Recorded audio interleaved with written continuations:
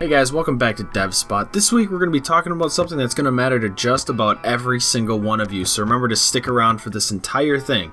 And if you're new here, hit that subscribe button and jump on over to the Discord, request topics, just hang out and chat, promote games, whatever you want, I'm game for. But this week we're going to be talking about, well, maybe next week as well, we're going to be talking about a group concept, and that's going to be promotion, specifically self-promotion. And I've divided this into two categories. This week we're going to be talking about the first of which is passive promotion. Specifically, we're going to be focusing on devlogs. Now, I know some of you may argue about this, that it's not much passive promotion. And my argument for that is that it is passive. And while, yes, you may be required to maintain it, there may be work you have to put into it every week, it is something you place next to your game, and people have to come and find it. You don't take it to them, they come to it. And you don't go out posting this all over the internet like you might be posting your game, which is active.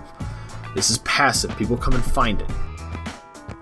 So, in my mind, these devlogs can be sorted into two different categories. The first of which that we're going to cover is more of a progress report kind of style. This side is going to be very minimalist, and it's going to be for those of you that maybe don't get a lot done in a particular week or don't have a lot of free time, or whatever may be the reason that you don't want to put a lot of work into this. But here, you're basically going to be trying to answer two questions, and they're pretty straightforward.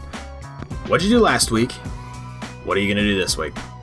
Two very simple questions that lets your followers know exactly what's going on and where you're at. And you could really sum these up in like a paragraph or two. You can even do bullet points. Just, hey guys, this is what I did last week. Now here's what I'm doing on this game. Here's where we're going. And I think this is the perfect one for new developers, and especially hobbyist developers, since most devs on GameJolt are hobbyists. And I understand that in a week, you may not get a lot done, because you probably have a full-time job, or at least a part-time job as well to supplement your income. So this is perfect. It's totally fine for that. And there's an option that if you don't feel like you're doing a whole lot in 1 week, that you can extend this to once every 2 weeks. And don't worry, we'll talk about when the time to start doing devlogs is down in a little bit later in the video. I don't know why I said down. I'm not going to talk about in the comments or description, just later on in the video. It's probably because it's down on my script, but you know, whatever. But my preferred method for this, instead of just pushing it out every 2 weeks, I would argue that if you can't say what you got done every week, that you're not breaking your tasks down enough. You need to be breaking them down into the simplest form. Need to design a level? That's a huge task, and that takes days to complete. Even if you're uninterrupted, or a full team working on this, it takes a lot. So what do? Let's break it down into the smallest pieces. Smallest pieces? That's not a word. Smallest pieces. What are all the components needed to complete this task? So let's do this one together. Let's work it out. Take a moment to think to yourself, and then we'll come back together. Pause the video if you need extra time, but I'm going to give you a couple seconds.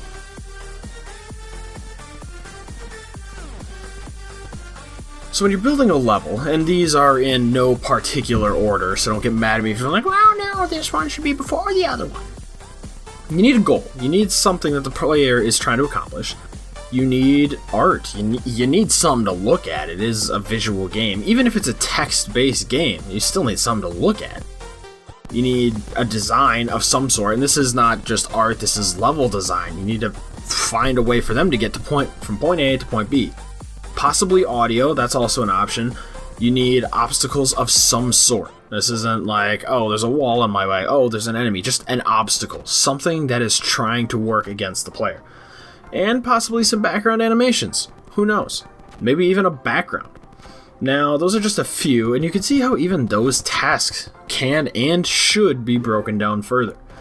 The emphasis here, and I've talked about this in my video about iterative development, so if you haven't watched it, stop right now, go back and watch it so you know exactly what I'm talking about.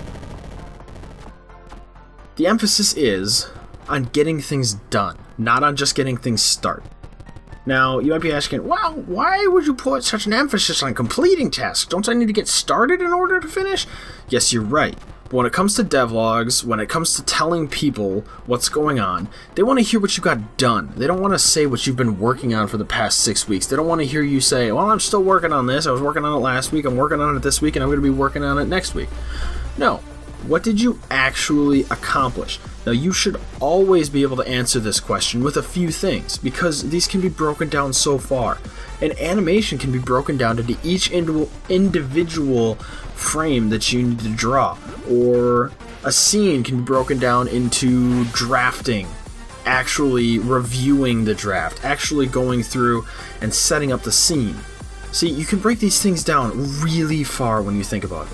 And the point here is that if somebody comes up to you and says, hey, how far along are you with that task? You can say, well, I'm exactly this far, or approximately this far, because I've completed task 1, 2, and 3 of this overarching goal, and all I have left is one part. And since you've broken it down, you know which part's going to take a little bit longer. So say part 4 is going to take a lot longer than part 1, 2, and 3. So you can say, well, I'm here, I've done the easy stuff, now I got this one hard thing to do, so I'm going to focus on just doing that. So if you broke it down properly, you should always be able to answer like that. And that's really important, and that gives good feedback. And this is also very good for keeping yourself motivated.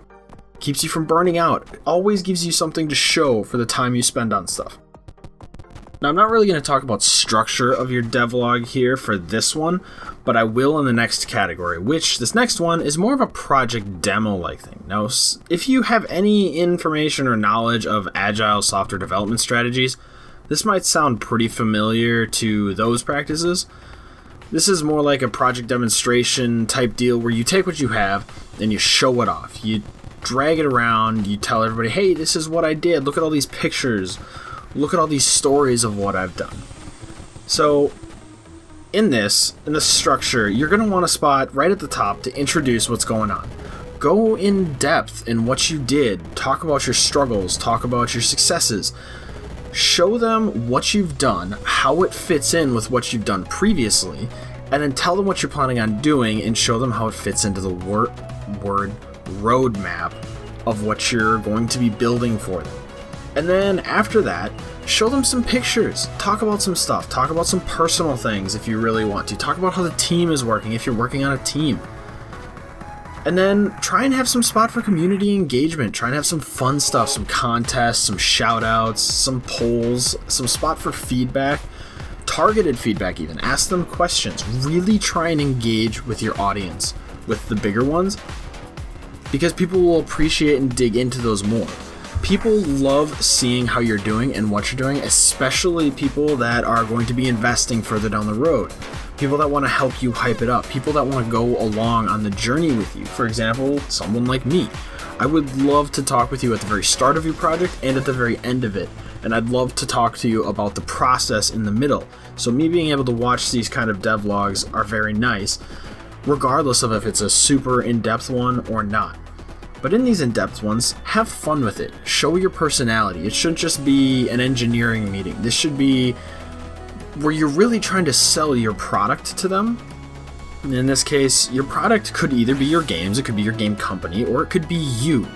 And you need to figure that out before you try and sell something. You need to figure out what you're selling. Just gonna throw that word of caution out there. But the big devlogs tend to draw in a lot of attention, but they also take a lot of work. So you need to make sure that you set up a schedule for releasing these, and it's not too aggressive so that you have plenty of time to compile the information you need. Now, something you may have noticed. The same core elements of the first one are here in the second one. There's just a little bit of extra flair thrown on top of it. So all the core principles still exist. You need to tell people what you've done and where you're going. You just get to add a few modules here and there. Now, when do you start doing devlogs? Really, when you have something to kind of show them. And that doesn't mean, oh, I have these notes, I kind of have it drafted. Maybe hold off until you actually sit down at the computer and you can say, hey, I've made these things. So maybe after a month, maybe a month and a half. But ultimately, it's when you feel comfortable showing people. You should be ready and proud of your work. You shouldn't be like, well, I'm thinking about this, I'm thinking about this. You should have a pretty concrete idea for what the base game is going to be. And you should have something to show them. I think a great spot is when you release the first demo. I think that's a great spot to start your devlogs, especially on Game Jolt, because you can release your first demo really early on in the development process. And usually if you have a good strong demo, you start to get a huge influx of people, and then it really tapers off. A lot of the interest follows the influencers that go around and play these games. So around this time, if you release a really strong devlog, you can tend to keep a lot of people around because they know that you're going to be sticking around for the project. You're not going to be abandoning it. So guys, I really hope you liked this kind of video, and I hope you stick around for next week's. If you're new here, remember to subscribe or join the Discord, or both, really, it's up to you. Remember to like if you like this video so I know what kind of content you guys are looking for, and if you have suggestions or questions, always drop them in the comments below. But until next time, guys, remember, please take care of yourself, because I will see you later.